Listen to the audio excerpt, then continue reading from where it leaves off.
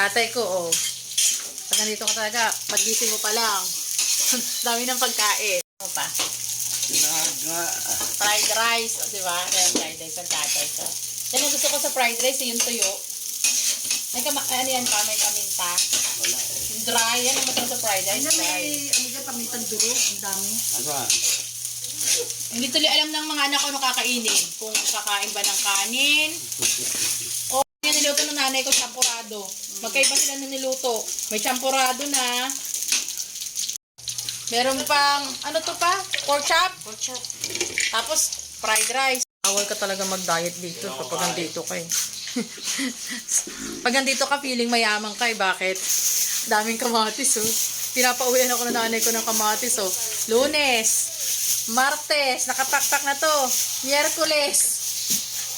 Ayan ang dami ko yung kamatis. Diba? Ito pa.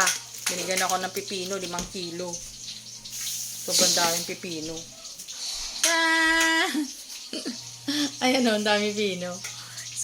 Isang balot na malaki. Yan, i-blender ko yan. Yan po tayo. Ang sarap ng kain ng papa. Sarap ng kain ng papa. Oh. Baboy. Baboy at saka fried rice. Ang dami kong kamatis. Ano to? 10 balot for 10 days. Diba? Hinihiwalay-hiwalay na kasi para hindi mabulok sa rep. Bubulok yan. Sarap ng kain ni Ate Lynn, oh. Ate Lynn! Dito si Inday. Ayan, oh. Oh, itsura ni... Ay, si Yuan. Magaling ka matatayuan. Isang lyrics na ng kanta dyan. Isang chorus. Favorite song, oh. Virgin po. Sige, hello. She was more like I said, "What do you mean I'm the one?" Galing niya, di ba? Magaling din sa mga tayuan. Isang move lang sa'yo. Yung Michael Jackson mo, dali na.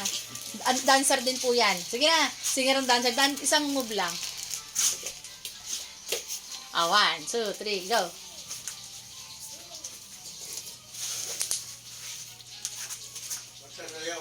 Oh, di ba? Yan ang future attorney namin. Tama ba yun? Engineering ba attorney? Magulo. Lawyer. Magulo. Gusto daw niya maging lawyer. Bakit hindi prosecutor? Gusto tagapagtanggol ka ng kriminal? Opo. Bakit mas maraming pera doon? Gusto niya maging lawyer, ayaw maging prosecutor. Okay, kakain na kami.